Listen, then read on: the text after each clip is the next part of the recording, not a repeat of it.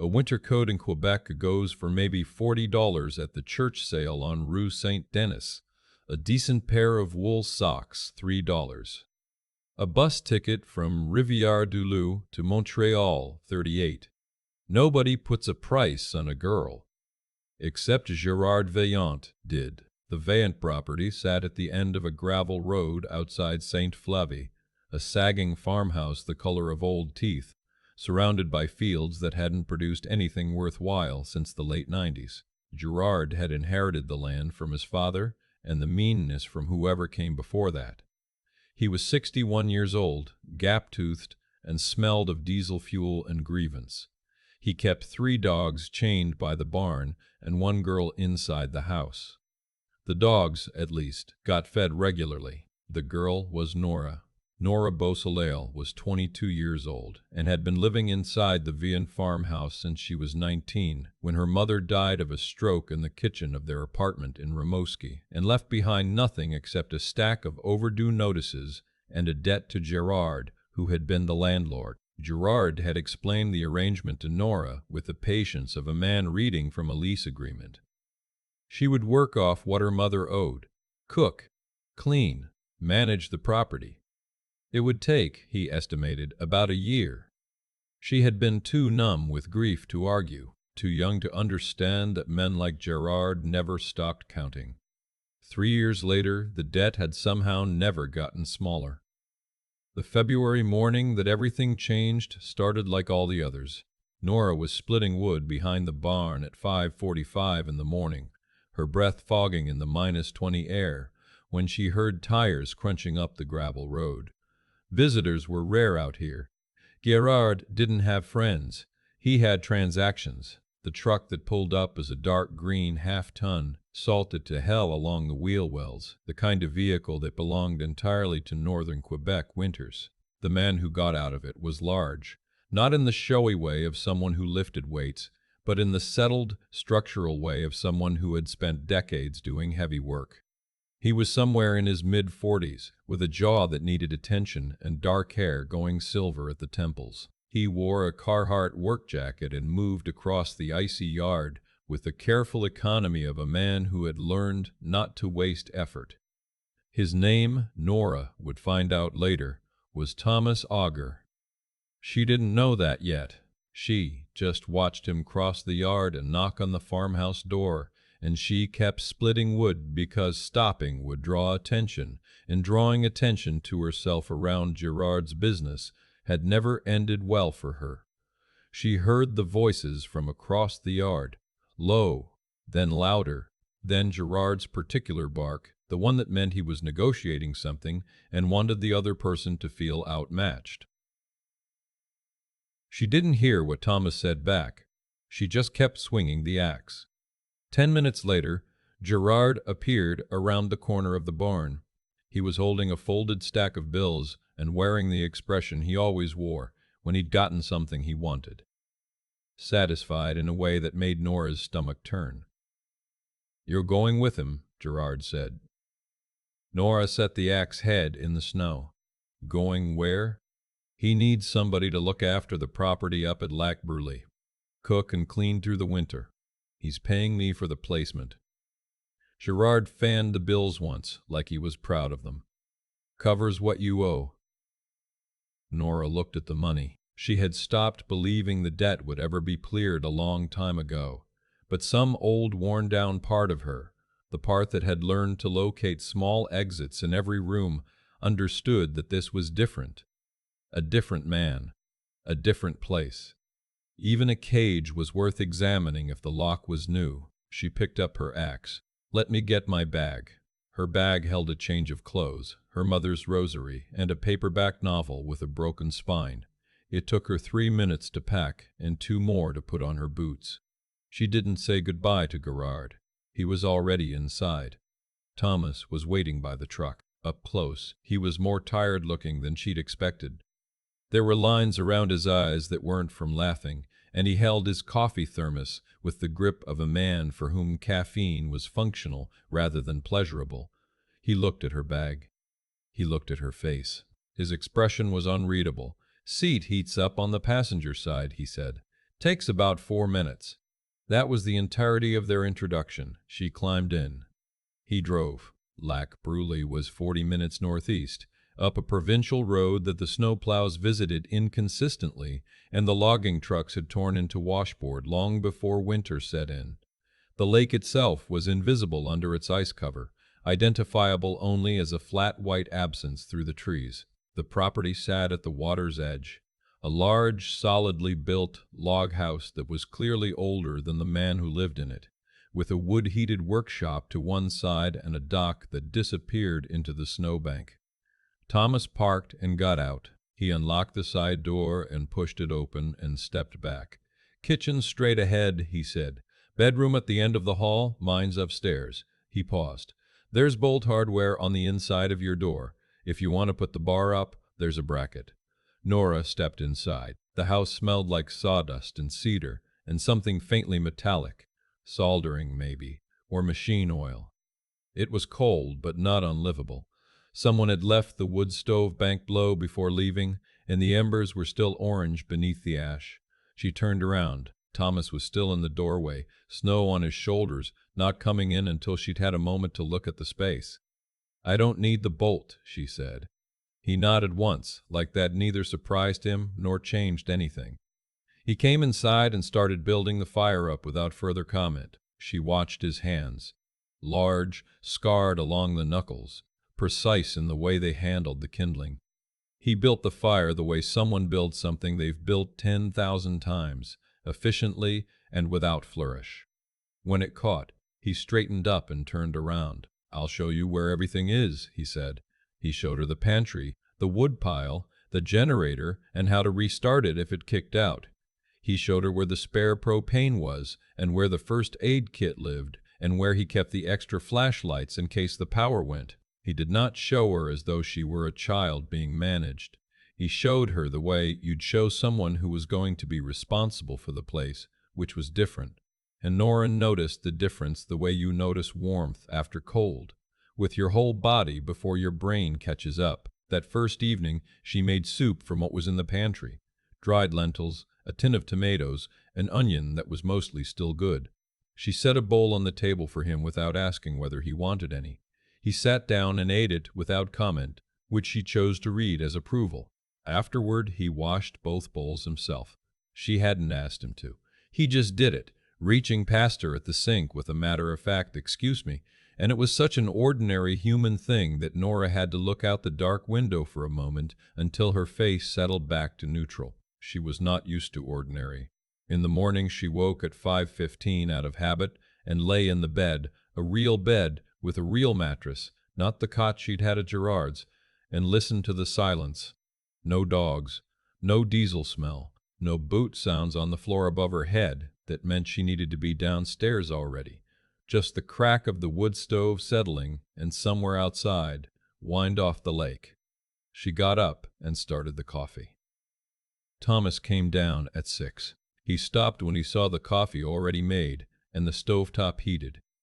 He looked at the mug she'd set out, and then at her, and there was a moment where she could see him calculating something, what she was doing, why. And then he just poured his coffee and sat down. "You don't have to be up at 5, he said. "I know." He looked at her. "Then why are you?" She didn't answer that. She didn't have a good answer that wouldn't take 20 minutes to explain and involve things she didn't feel like explaining to a man she'd known for 18 hours. He didn't push it. He drank his coffee and looked out the window at the lake and eventually said, "Ice is good enough to walk on if you want, if you're a person who wants that." She was. She went after breakfast, alone, which he seemed to understand was the point. The lake in February was a different world, blue-white and enormous and completely indifferent. She walked out to the middle of it and stood there, and the wind cut through her coat and she didn't care. It was the most unobserved she had felt in 3 years.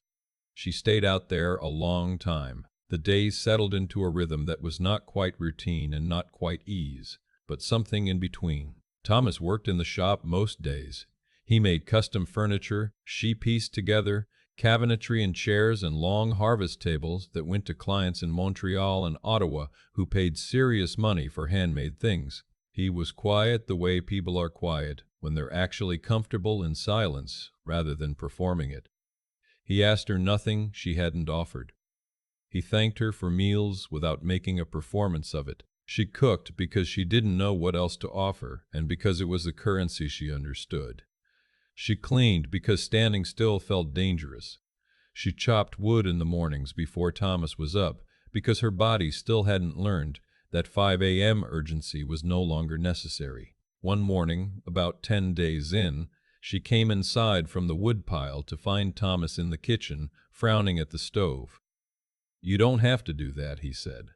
"The wood." "I don't mind." "That wasn't what I said." She set the armload of wood down by the stove. Her hands were red from the cold. "I'm aware of what you said." He looked at her for a moment. "You're not on a timer here, Nora." "I know." He clearly did not think she knew. But he did knock you it. He poured her a coffee without asking, and set it on the counter beside her and went back to the shop. She stood there holding the mug and felt something shift dangerously in her chest, the way old ice shifts just before it gives way. She did not examine it. 3 weeks in, she started sleeping later. 5:15 became 5:45, became once 6:12. She noticed this the way she noticed the days getting incrementally lighter, as evidence that something was changing at the cellular level, slow and not entirely comfortable, and probably inevitable. She started reading in the evenings. Thomas had an entire wall of books in the main room, paperbacks and hardcovers mixed together with no discernible system, and she worked her way along the shelf with no particular logic.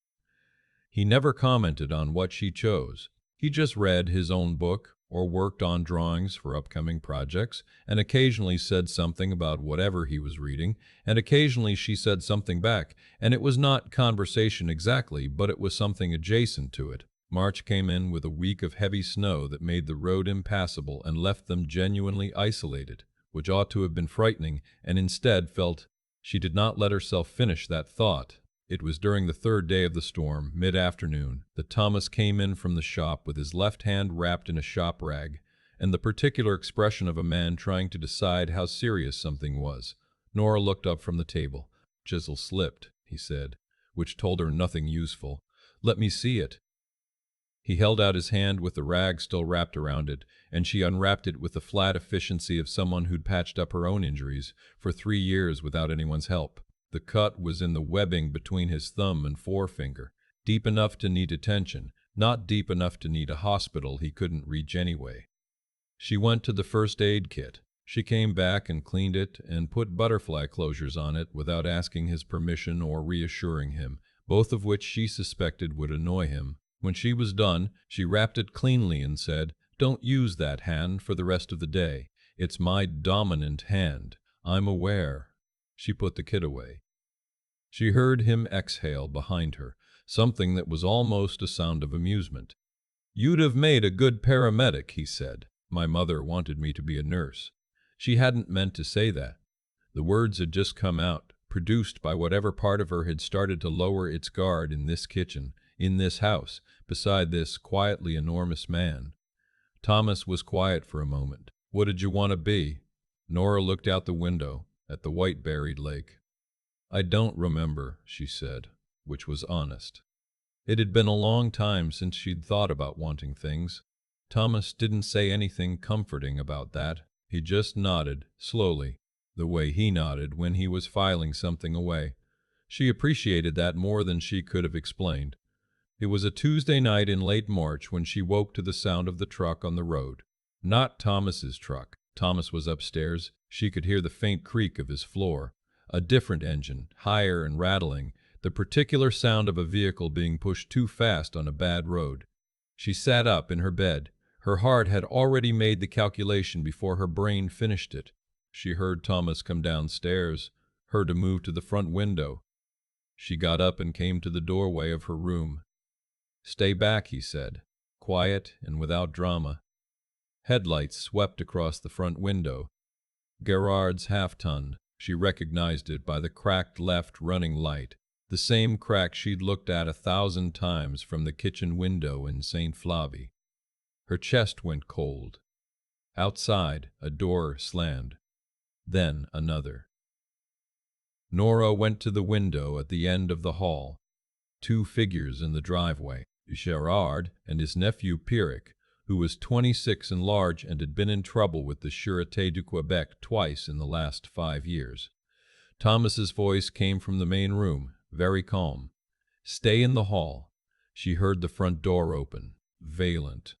Thomas's voice carried the particular flatness of someone who had done the math on a situation already. "Road's closed. Road's clear enough." Gerard's voice, that familiar slick negotiating tone. "Deal's changed. Girl's worth more than I took. You want her through spring, price goes up. Otherwise we take her back tonight." Silence. Nora stood in the hallway. She thought about being 19 years old in a grief-stunned apartment in Rimouski, nodding at a lease agreement she didn't read. She thought about 3 years of a debt that never got smaller. She thought about the lake in February, the wind off the ice, the first time she had stood somewhere without anyone counting on her to be useful. She went to the kitchen. The keys to Thomas's half-ton were on the hook by the side door, where they always were. His rifle was in the locked cabinet in the bedroom hall, which she didn't have the combination for and wouldn't have touched in any case. But on the kitchen shelf, beside the coffee and the dried lentils and her mother's rosary that she'd set there 2 months ago like putting down a root, was her phone. Nora dialed.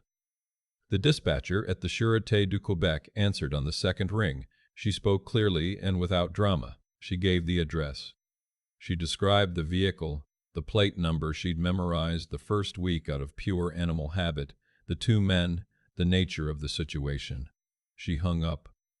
Outside, the voices had gotten louder. She heard Pierrick make a remark that she was glad not to be able to fully parse, and she heard Thomas's response, which was very brief and very quiet, and made Pierrick stop talking. Nora walked to the front door. "Go inside," Thomas said, without looking away from Gerard. "They're coming," she said. "I called." A beat. Gerard turned to look at her for the first time. His face went through several rapid changes: surprise, calculation, anger, before settling on a kind of contemptuous disbelief. "You haven't got the nerve!" "I called 8 minutes ago," Nora said. "Road's clear enough, you said." Gerard opened his mouth. The distant sound of tires on packed snow came from down the road, and then lights. Pierrick went back to the truck. He didn't say anything, which was, Nora thought, probably the smartest thing he'd ever done. Gerard stood in the driveway for another long moment, his mouth doing something between a snarl and a calculation, and then he followed. They were still sitting in the driveway, engine running, when the SQ cruiser came up the road. Nora watched from the porch. Thomas stood beside her. He hadn't moved to stop her from coming outside. He hadn't taken over. He just stood there in the cold with his hands in his jacket pockets while the officers got out and walked to the truck. When it was over and the cruiser had gone, with Gerard in the back seat and a very chastened Pierrick having surrendered his own keys, the driveway was empty and the lake was a flat white silence beyond the trees. Thomas stood next to her. "You memorized his plate number," he said. Not a question.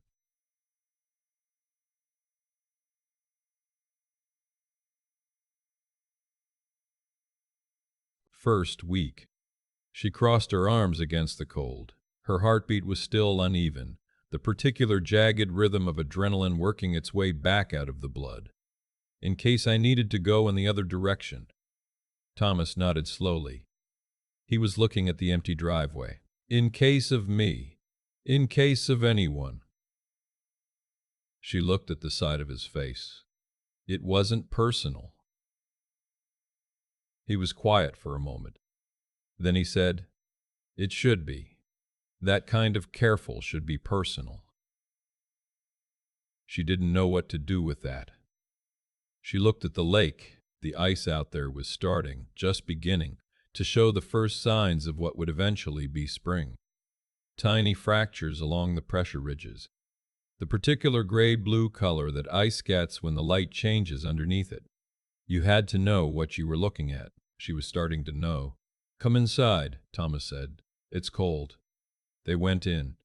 He built the fire back up. She made tea, not because it was her job, but because her hands needed something to do, and she knew where everything was, which was its own kind of knowledge.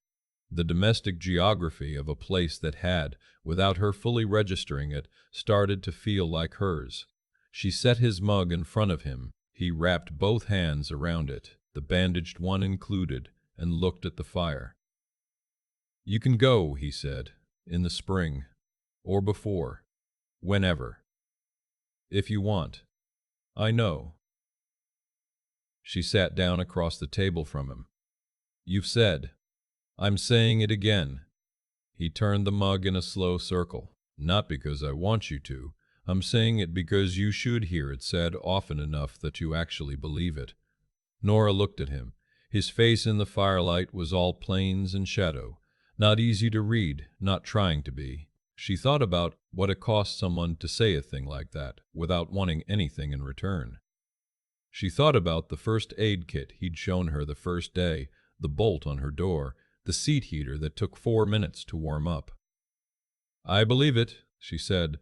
The fire cracked. Outside, the lake pressed against the ice that was learning how to let go. "I'm not going anywhere before spring," she said. She picked up her tea. "And I haven't decided about after." Thomas looked at her. For the first time since she had met him, something in his expression shifted all the way to the surface. Something careful and uncertain and more human than anything she'd seen on a man's face in longer than she could measure. He nodded. He drank his tea. The fire kept going. Outside, the ice shifted on the lake with a long, low sound like something finally breathing, and Nora Beausoleil sat in the warmth of a house that had stopped being strange to her and let herself not know what came next, and found, to her own surprise, that not knowing felt almost like hope.